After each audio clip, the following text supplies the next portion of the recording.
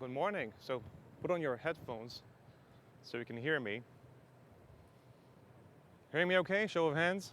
Cool, thanks. So thanks for being so early and on time. Sorry for the video mishap. My name is Zoe Tamam. I'm a solution architect specialist, and this is my normal speaking pace. So I'm kind of fast.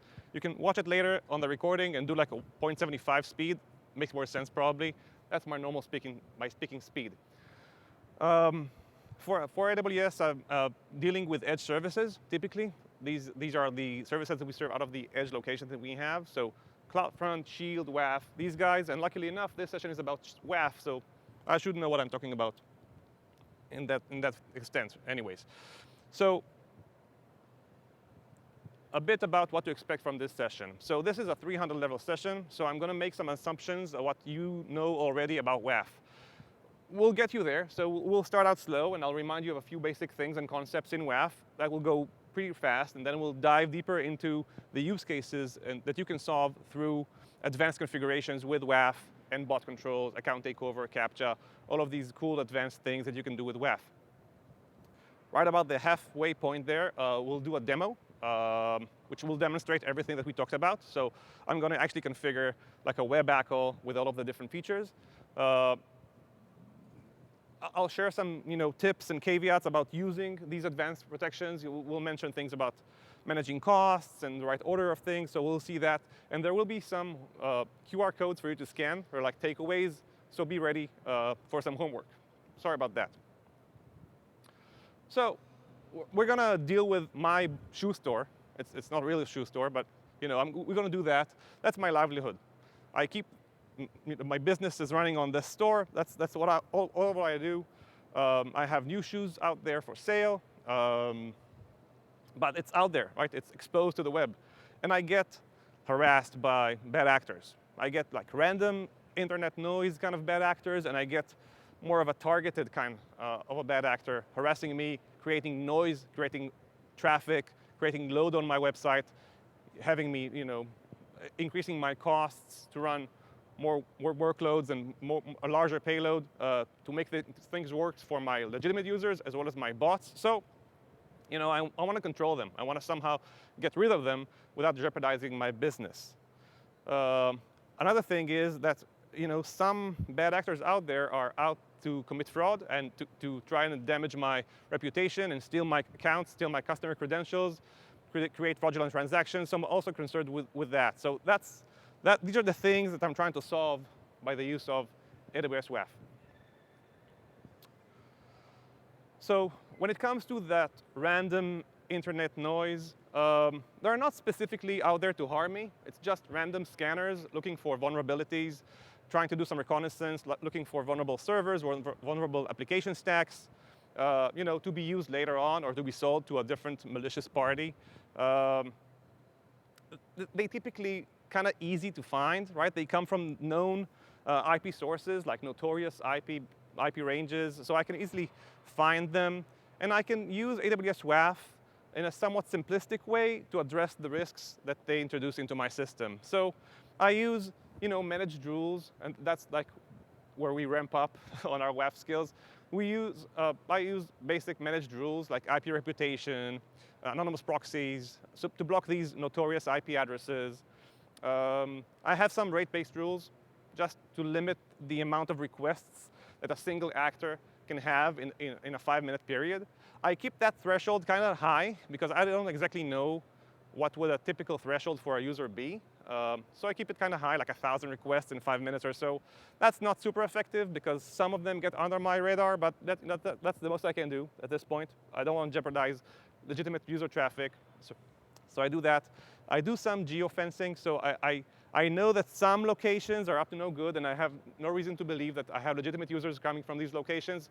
So I block these off. I don't feel super comfortable with that because that's like coarse grain. And I might have customers who travel and they want to buy shoes off my website. But I have to protect myself somehow, so I do some geo-blocking on WAF. And I use some other managed rules as well for cross-site scripting, for node-bed inputs, like the log4j protection. I see a ton of traffic around that, so I added that managed rule to my policy to address those risks. I don't run anything that is vulnerable to Log4j, I think. But I would rather block these bad actors because I know they're up to no good if they're looking for these vulnerabilities. So I'll block them. And one final piece of advice is, if you run your WAF on ALBs, your IP address is just yours. And this is where ALB-based WAFs and CloudFront-based WAFs differ. So with CloudFront, your IP address is shared across a large number of customers. So if someone scans that IP address, for vulnerabilities or try to get like a TCP-based attack or an ICMP-based attack, that has nothing to do with you. With CloudFront, this IP address is owned by AWS, and it's shared across multiple customers. So until we see an actual HTTP request, like a bad actor or a good actor have to go through a TCP handshake, then a TLS handshake, and send a valid HTTP request, and only then do we attribute and associate that request with your WAF policy. Up until that point, all of the layer 4 and below stuff, that doesn't concern you. So with CloudFront, it's a bit easier to protect yourselves. But if you run WAF on ALB, which is perfectly fine use case, there is one other rule you probably want to add into your web ACL, and that's just host filtering, right? So you know what is the only host name that is applicable on your application. So you can just easily block any request that does not have your host name in it. So any IP-based request, just a random host header or no host header, well, that won't fly, but an IP-based host header won't go beyond your WAF. So for ALBs, I also have this rule into my web ACL to make sure that no random IP traffic is hitting my application. That's an easy rule to add, and we'll see that. So this is a good place to start, right? This is a basic policy, and it does plenty, right? It's not everything, but it's a good place to start. It's absolutely better than nothing. So it has everything that we talked about. I have an allow list for my business partners and my monitoring tools that I know I never ever want to block. So that goes in first. And then I have a list of blocked IP addresses. I use my own threat intel. I use my application logs, and I get like these known bad IP addresses from my application logs, and I populate that into a block IP set. And I keep them in there for a week or so, because if I find them to do bad things at the application level, I know I can block them at the WAF level. So I have this simple API to update the IP sets. And then I have a list of of managed rules, as mentioned before. And then lastly, I have this basic rate limiting rule just to clean everything up. I don't want any single IP to have more than 1,000 requests per 5 minutes, because I know that's not probable behavior for a legitimate user. So again, it's kind of a high threshold, but I don't know. I can't bring it any lower because I don't exactly know which are legitimate users just browsing my website really fast, or which are like bad actors. So I keep it high. So speaking of rate limiting rules, that's the first QR code of the day. We have a very good blog about the 3 most important rate limiting rules you have for WAF. I had only one, just to keep things simple, but you definitely should be looking at having more than one. You can have aggressive thresholds for sensitive URIs or for known suspicious countries, and you can have more lenient thresholds for everything else. So you can have multiple rate limiting rules with conditions in them, so you can address different risks with different thresholds, more aggressive, less aggressive. And it all boils down to the amount of traffic you have on your website, right? You might consider 1,000 requests to be an aggressive limit. Other applications might consider 1,000,000 requests to be an aggressive limit for an IP address. So again, you have to figure it out. And this blog also covers how to figure it out. What's the right number for you? So check out this super useful blog. First QR of the day. So I've dealt with these random actors, that just browse everything and look for anything suspicious, anything vulnerable that they can exploit. Not specifically looking out for me. But I do have this one bad actor, right? So this AnyCompany guy, he's just like me, like a one-person operation. He's not super sophisticated, but he does scrape my website all the time. So I get the best prices, and he scrapes my website using basic HTTP like Python scripts and stuff, curl scripts, very basic. He's not super professional, and he's not really trying to hide, or at least doesn't know how to hide. So I can tell that it's them trying to scrape my website, but I don't really have a way to protect against that kind of traffic, because they do it like low and slow. They figure out the thresholds, So they keep it under the radar. They scrape my prices kind of under my radar because I couldn't get it to be as aggressive as I would have wanted to block these guys. So what can I do against these common libraries and naive kind of bots? So enter AWS Bot Control. We've had this out for a little over a year now, and it does allow you to add a simple managed rule into your WAF policy, and it has all of these bot categories in it, and it keeps on getting updated with more bots, more categories, and it basically detects these common and pervasive bots that create noise and try and scrape, try and do like reachability tests, pingability, stuff like that. And bot control was the first managed rule to use labels. And we'll heavily use labels in the demo, so you'll see that. So you can use labels to control which bots you want in and which bots you want out, more than just having these categories flagged on or off, or block or count. So we'll see those labels after in the demo. And one other thing that it does, which is super important, it validates good bots. So these SEO engines, search engines, social media bots, you want to have them 100% reaching your website. You never, ever want to block them. So you can use bot control to verify the traffic from Googlebot, Bingbot, Facebook, LinkedIn, whatever, is actually coming from the right sources. And we validate that, we verify that whenever we see a Googlebot, we go and check if it's coming from the right ASN or IP address, or it has the right reverse DNS record. So whatever bot, we have this verification mechanism for each of them. And this is super useful to make sure that these good bots never, ever get blocked, at least not by the common protections like rate limiting and stuff. So that's super easy to add, and we'll do that. And I indeed did that. But then any company, that one guy, he figured it out. So he moved on to use more elaborate tools. So we actually use browser now. He had like macros recorded on a browser, and it doesn't pick up as a bot because it's an actual browser. It's driven by a macro, but it does act like a browser. So ABC doesn't pick it up. Well, he kept on challenging me. So I guessed I would challenge them. So I added CAPTCHA rules. And CAPTCHA rules are basically a way for you to have a finer grain of control on what you are planning to block or not. So remember, I had a not so aggressive rate limiting rule because I didn't know, right? I set it at 1,000 or 5,000, something high, just to make sure that I'm not getting DDoSed. But it wasn't good enough to deal with any company because they were using like low and slow. So enabling CAPTCHA allowed me to get much more aggressive rate limiting thresholds, because whenever they go like over 100, I just present them with a CAPTCHA. Moreover, I enabled CAPTCHA for my login page and for my purchase page. So every attempt to access my login page was challenged with a CAPTCHA, right? And you'll see that in the demo. Once the person solved the CAPTCHA, I won't bother them for a day. Like I'll keep the timeout out for a day, so they can do whatever they want for a day. But a day after, I keep on challenging them. That's not the case with the rate limiting rules, because with rate limiting, whenever someone goes over the threshold, which has become much more aggressive, I will challenge them with a CAPTCHA, but then I will get that CAPTCHA to stay valid for 60 seconds, only a minute. So if they keep on sending requests at a very high volume, I will challenge them again, and again, and again, and again. So I can customize what is the interval for a validated CAPTCHA, anything between 1 minute to 3 days. So we can use multiple rules with multiple CAPTCHA challenges timeouts, depending on the use case, right? It's kind of the same with rate limiting. And you can even use CAPTCHA at the same time with rate limiting rules, and we'll see that in the demo, because CAPTCHA is another action, another rule action. So we have allow, block, count, and CAPTCHA now. So you can use CAPTCHA in whatever rule you want.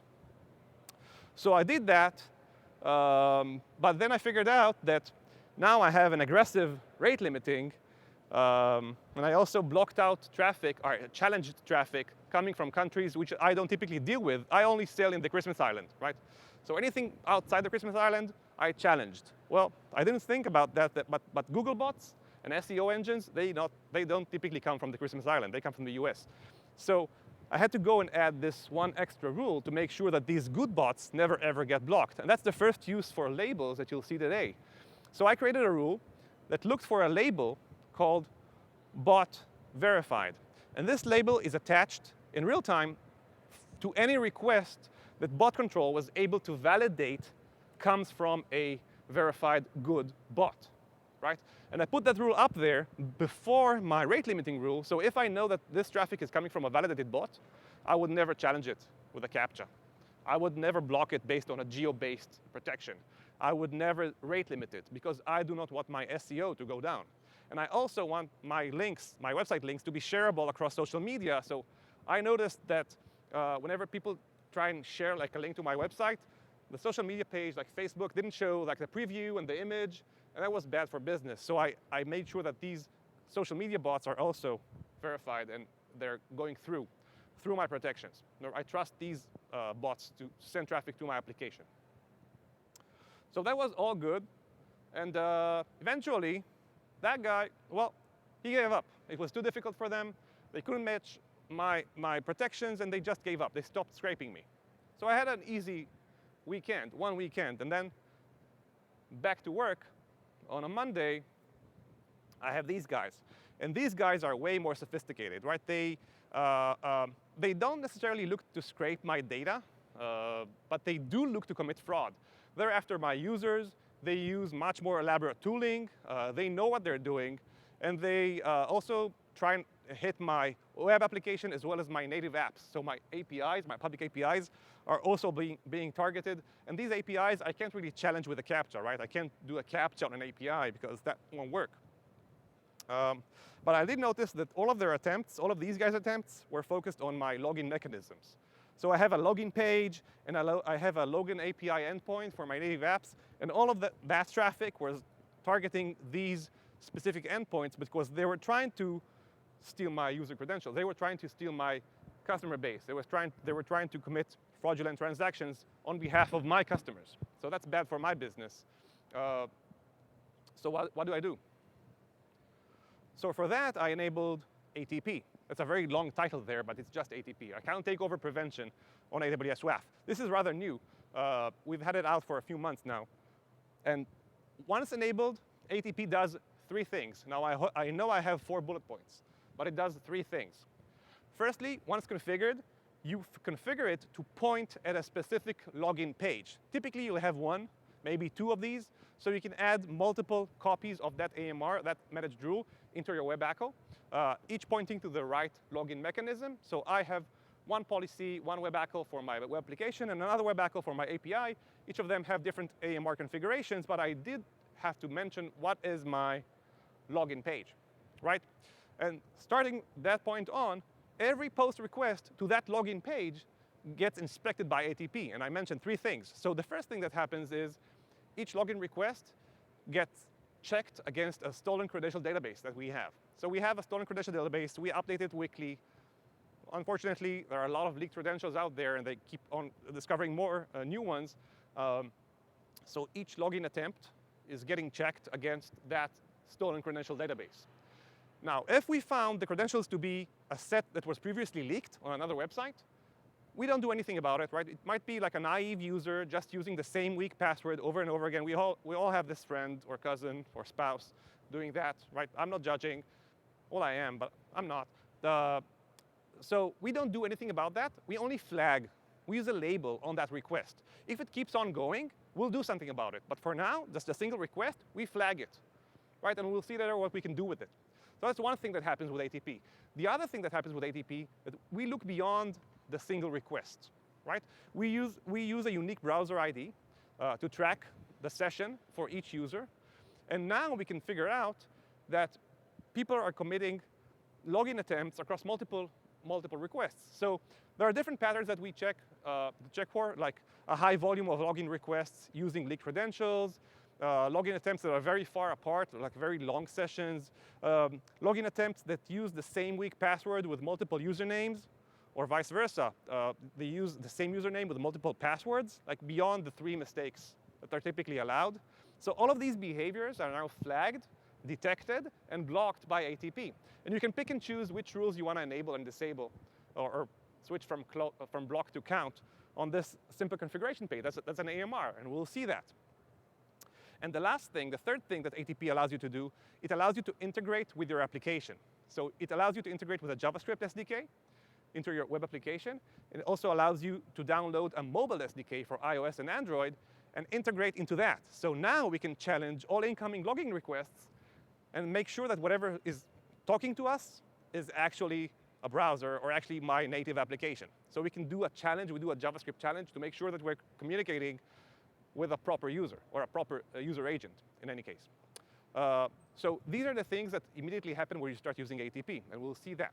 So remember that use case with this friend of ours who keep using the same weak password over and over again? So we don't want to block that, right? We don't want to block that, but we do want to do something about it.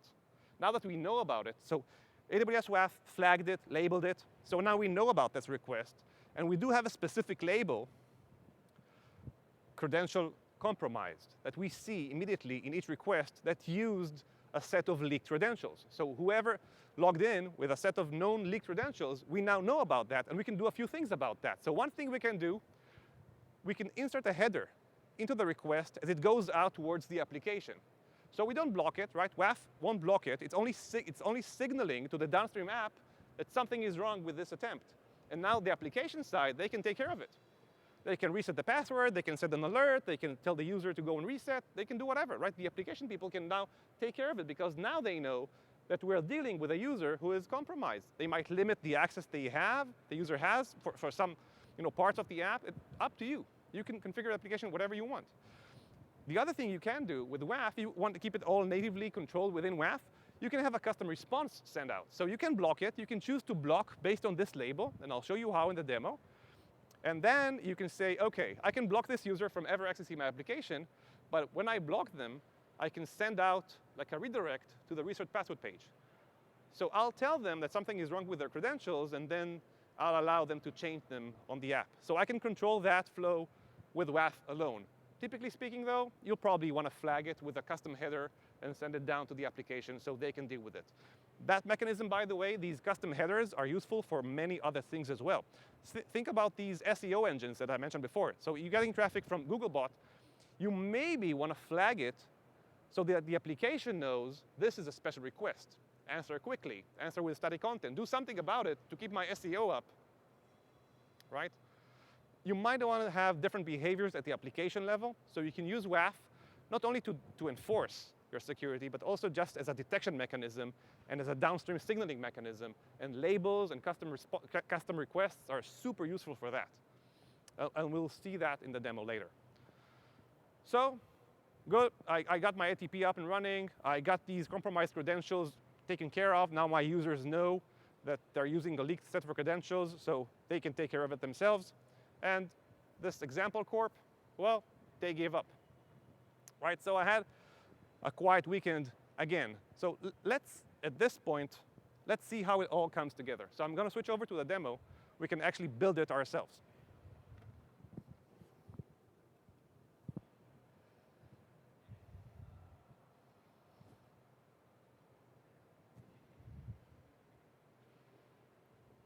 So I have a simple web ACL here. It's the same one that you saw before on the screenshot.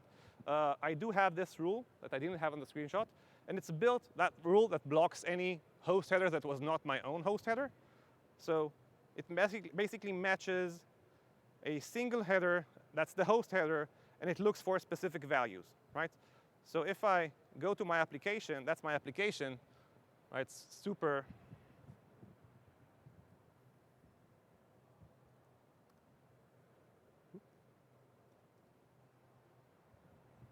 fancy, I know. As long as I'm using the right user agent, I'm not going to get blocked, right? But anything that is sending traffic without this with this specific user agent will get blocked because I'm running on an ALB, so it makes it simpler.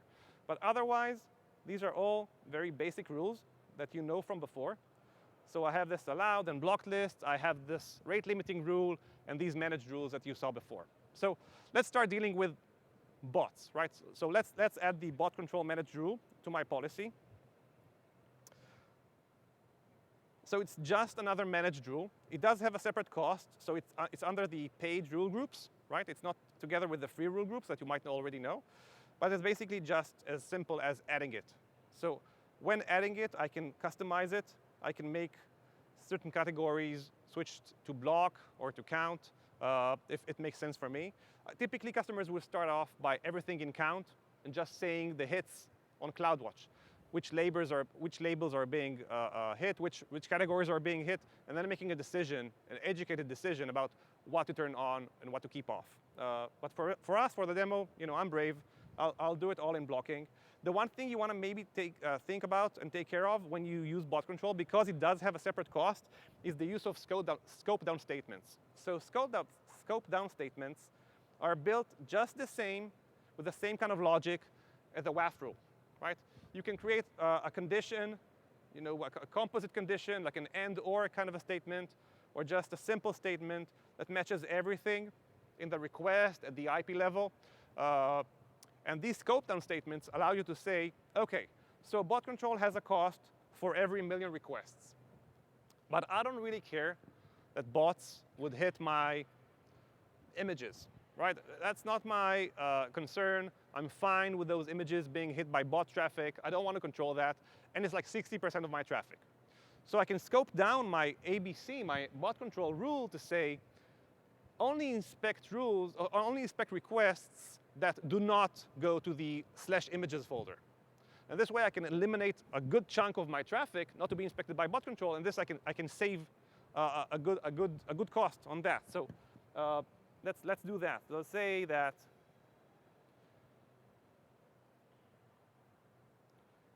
the URI path does not start with /images. So this rule basically says only run bot control on traffic that does not start with /images. That's a simple problem to solve, right? I'm going to add that. So now it's added to my policy. I can add the rule. And now there's a question of where do I put it? So remember, I use bot control for multiple things. I use it to block bad bots, but I also use it to protect good bots. And if I'm planning to use it to protect good bots, these SEOs and social media bots, I can't keep it down there. Because down there, it will be too late to protect the search engines and SEO engines from getting blocked. So I have to pick it up and put it a bit higher up, so it doesn't get hit by my rate limiting rules, right? So let's move it up. I can move it down after the host check rule. That's fine. But that's going to be it. I'm going to keep it here. So that's the first thing I've done, right? I created this bot control AMR into my policy, and I placed it pretty high up because I wanted to be effective. I wanted to be controlling bot traffic before anything else happens. So that's one thing. Now let's make sure that these good bots never ever get blocked. So let's add a custom rule that does a label match and make sure that the verified bots don't get blocked. So I'm going to add my own rule, a custom rule.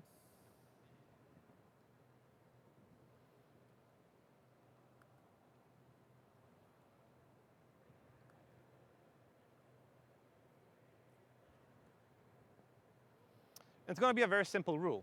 It's going to be a rule based on a label match. And the label that I'm going to look for, there's a ton of labels here, right? I'm looking for a label that says verified. And AWS WAF would only stick that label if we verified that the traffic is coming from an actual good known bot. So I have this rule now in place, and the action I want on it is allow, right? I'm going to allow these good bots in. The one thing I can do, by the way, with any allow request, if I specifically allow something in, I maybe want the application to know that it reached it because I specifically allowed it. So I can add a custom request header, if it makes sense for your application people. And I can say that it was allowed because it was a good bot. So whenever the application sees a header starting with XAMZN WAF -allowed, good bot, they would know this is good bot traffic, and they should probably prioritize it somehow. I'm going to add that rule. Now, where to put it? Again, same logic. I want to make sure that good bots never, ever get blocked, so I'm going to put it way up here. Sorry, up here. I want to make sure that it happens after bot control took place, because it has to emit the label. Bot control is the rule that emits these labels. And now I have a label-based rule, so it has to happen after bot control has inspected the request. So now I put it here. That's plenty. OK, cool. So let's now take care of these lenient rate limiting rules, right? So I have this rate limiting rule out right here. It's set to block, right? It's blocking any IP that has more than 1,000 requests. And again, your mileage may vary. For my shoe store, 1,000 requests from a single IP source within 5 minutes is way too much. So I'm gonna decrease that to be more aggressive, right? I'm gonna say anything more than 200. So anything more than 200 requests, I'm gonna challenge. So a user can browse my website, no problem. But if they go a bit too wild and go beyond the 200 requests, I'm going to challenge that request, that 201st request, with a CAPTCHA. If they solve the CAPTCHA, they're good. They're golden, right? I can put them for anything between 1 minute and 3 days. Let's keep them for, I don't know, a good amount of time. And I won't challenge them again based on this rate limit. So that's fine. I can now have a way more aggressive rule with rate limiting. And the one other thing I want to challenge is every request that goes to my login page. So every request that goes to my login page would first get challenged, right? So I don't want anything accessing my login page unless they're actually a human being trying to log in. So that's one thing. And let's add this login page CAPTCHA challenge. So again, I'm going to add my own rule.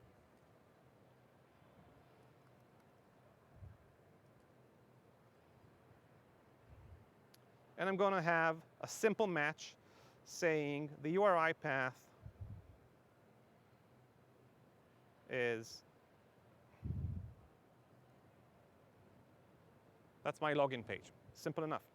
And whatever goes into that login page, I'm going to challenge. I'm going to CAPTCHA it. So every single request will get challenged if it goes to the login page. If the CAPTCHA was successfully solved, again, that's fine. You're human. You can walk in. And I won't challenge you again for a long period. So I'm going to add that. And I'm going to keep it up. But I'll keep it after the allowed good bots rule, because I don't want to ever challenge good bots, right? So the order makes sense. It has to make sense. OK, that's cool. Let's see how it happens now. So this is my application. And if I try to log in, I get challenged, right? Let me increase that for a bit. And these are our own AWS-baked challenges. We don't use like external CAPTCHA services. This is all within WAF. It's all served from within WAF. And we have audio challenges. We have visual challenges. So in this specific challenge, I need to match the shape. I think that's the shape here.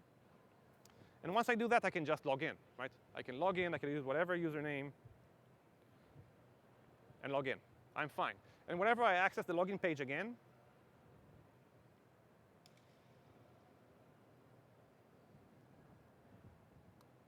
I won't get challenged again for the 6,000 seconds that I put. And I can control, again, these thresholds as they make sense. I can challenge every minute, every 3 days, or anything in between, whatever makes sense for you guys. So that's a simple start, right? We added bot control. We added CAPTCHA challenges. We can also add CAPTCHA challenges based on country. So every request that comes from the outside of the Christmas Island where I deal with my shoes will get challenged, except for the allowed good bots. So again, remember, put the CAPTCHA challenge in the right spot on your web ACL. So now let's start dealing with stolen credentials. So as you saw, I have a login page. And I can use whatever credentials in it. And I want to make sure that users are not using leaked credentials, right? So let's start and add this ATP into my web ACL. So I'm going to add another managed rule, as before. It's another of these managed rules, paid rules, so account takeover prevention. But I see that I have to provide additional details to make it work. So in this case, I first need to add my login mechanisms, right? And I can add multiple replicas of this AMR if I have more than one login page, or have separate web ACLs if it's like in the API and the web app. They typically have different web ACLs. So you can do both. By the way, to add additional copies of the same AMR, and that goes for all AMRs, not only ATP, you have to use the CLI or the API. You can do it through the user interface. So in this case, I'm looking for my login page. That's my login page. And this login page is typically where the post action leads to. So if it's like an HTML form, like a form encoded page, this is where the post action leads to. It has to be post, it has to lead to this page, and I happen to know that my username is written, the username parameter is username, and the password parameter is password, right? And I have all of these controls that I can turn on and off within ATP. So I can have these turned off or switched to count if I'm not sure what's going to happen. Probably when you start out with ATP, you would start out in count mode. Remember, a single request will never get blocked. Like a single compromise request will never get blocked. But for all of these other behaviors, you should check it out first. You should start off with count, even though they're quite safe, and then see that you don't have any hits on your CloudWatch metrics. And I'll show you how that looks later. So I'm going to add these controls. And as mentioned before, we have a bunch of them here. So we have like account traversal, password traversal, high volumes, log sessions, the different types of credential stuffing, brute forcing, dictionary attacks, they're all here. So we'll add those. And you could scope down ATP, but ATP is scoped down by nature. So ATP is only valid for these requests. For the requests that target your login page. Not all requests will go through ATP. So it's already natively scoped down. But you can scope it down further if you want to. So never run ATP for requests that come from your own IP. I don't know why, but you could do that if it makes sense for you. So let's add that. And I'm going to add it right after my bot control rule set, so I don't ever come across the good bots. I'm going to put it right after the login page challenge. Right? So now I have this. I can start logging in. Nothing really happens. I'm still good. But in order to check ATP, you need to provide like a stolen set of credentials. So unless you happen to have a set of them, we provide a sample credential set you can use for testing out ATP. So for that,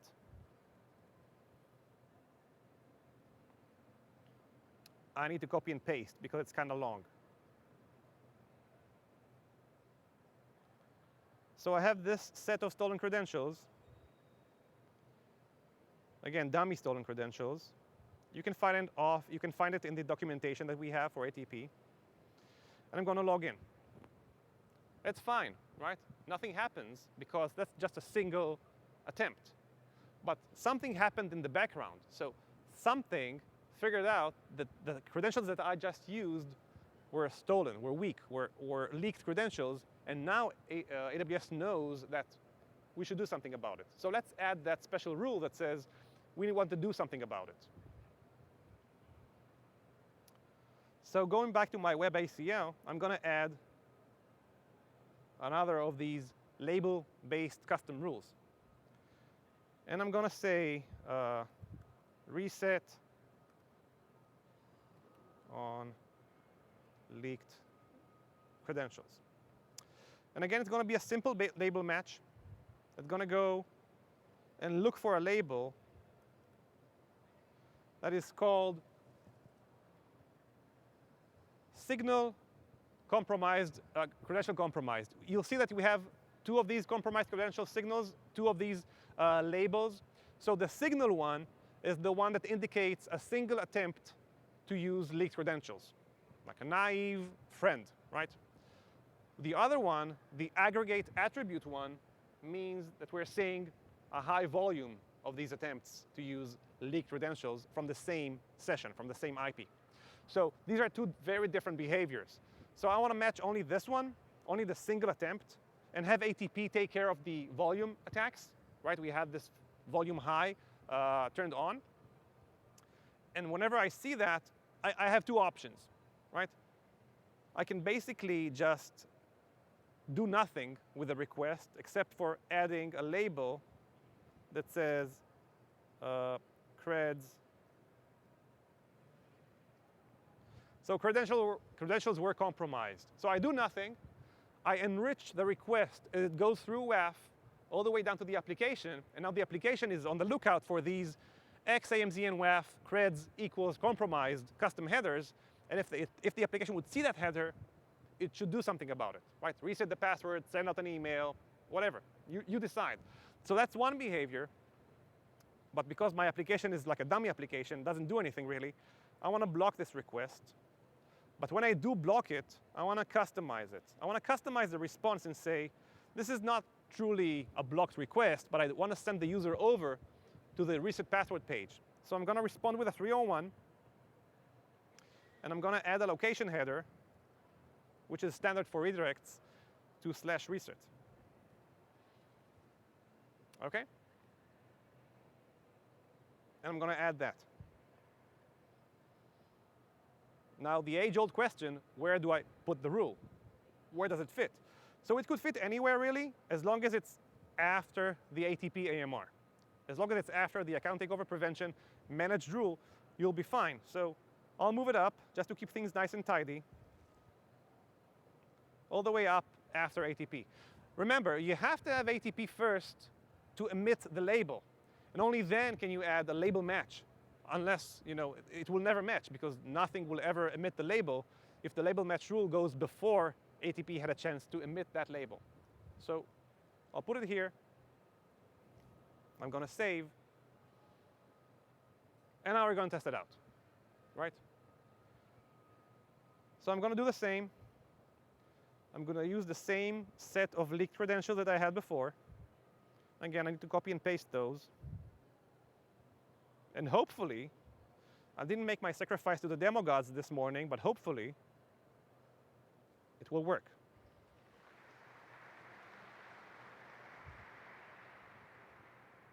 OK, so now I'm getting this page, right?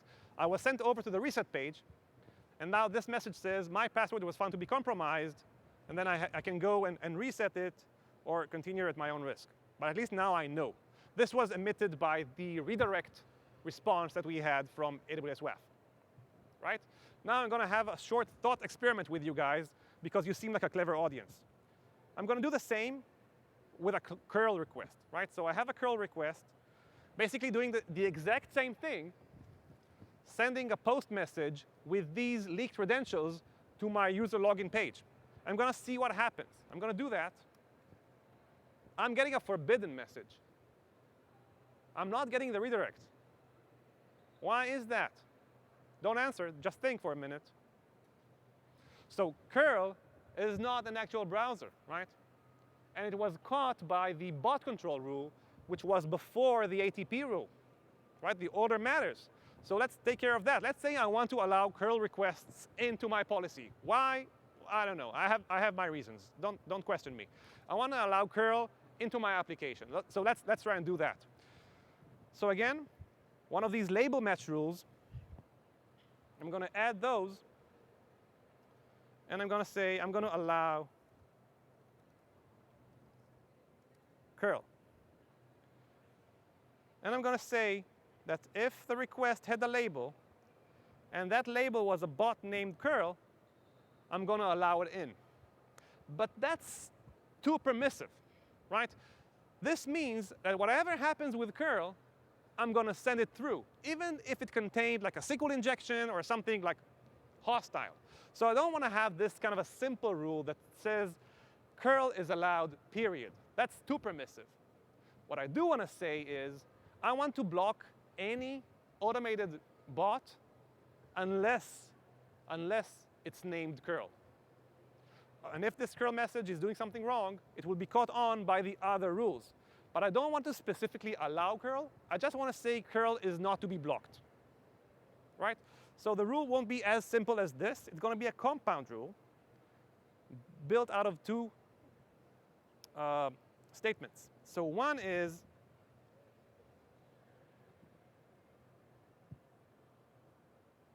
actually, I can't remember the category name. Let's have a look at the logs.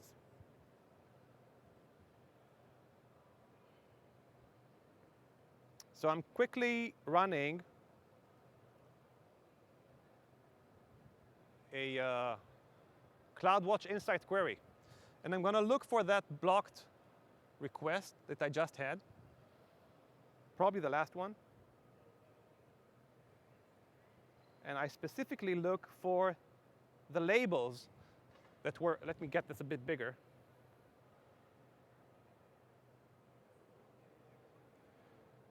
Too big. So let me look at the labels that were emitted for the curl request, right? And I can see that I have 3 labels emitted. One is the bot category is HTTP library. The other is the bot name was curl. And the third was emitted for non-browser user agent. And it got blocked. I don't see any of the ATP labels because it got blocked before ATP had a chance to look at it, right? So I only see the ABC labels, the bot control labels. So I'm going to have the HTTP library category still blocked unless the bot name equals curl. So let's go back to the rule.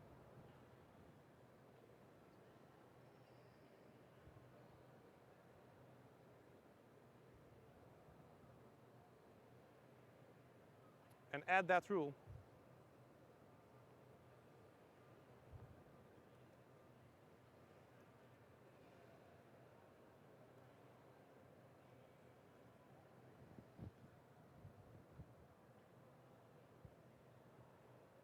And I'm going to do a compound end, right?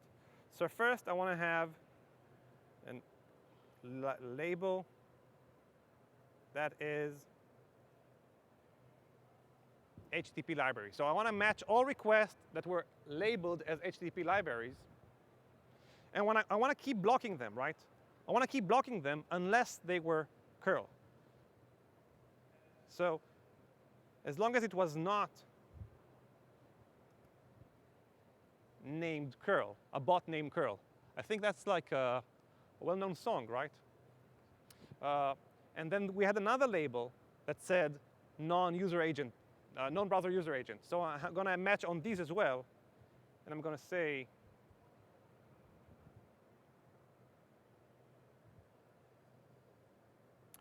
so I want to block these requests unless they were named curl. So let's try that again.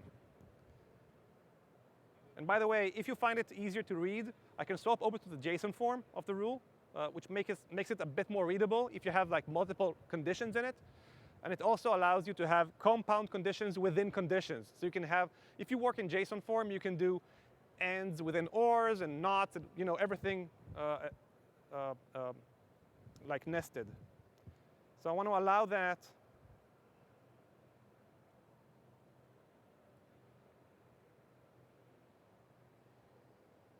Right?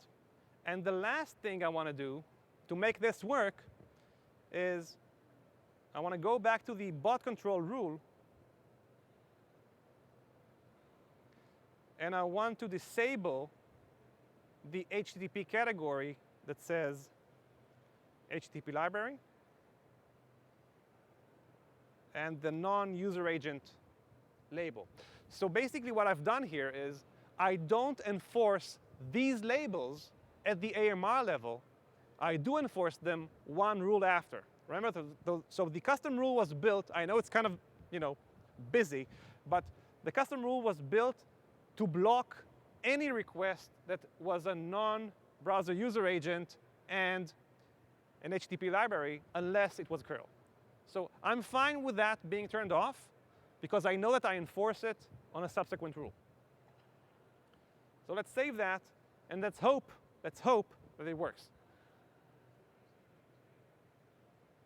So going back to my terminal here. Still forbidden? Yeah.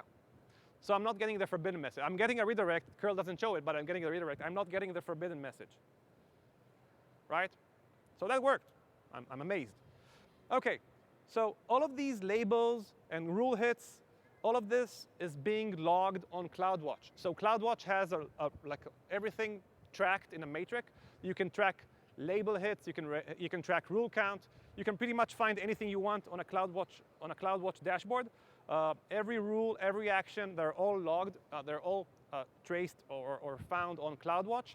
and everything is also getting logged in the WAF log, as you saw before in CloudWatch Insights. So you can have the logs sent over to CloudWatch or S3 or whatever Kinesis is pointing at, Firehose is pointing at. All of that data will be in there. The label, the rule matches, you can do whatever you want with that. Okay, let's go back to the presentation. So, a few takeaways from what we just saw. First, rule order, right? It's important. It's important for a few different reasons. So, you have to use the right order to have the label matched. So you have to have the label match rule after the rule that emits the label. So make sure of that. And typically speaking, the finer grained rules will be kind of higher up. So the more fine grained of a rule it is, it will be higher up in the policy, so it has less of a chance to get blocked by the subsequent rules.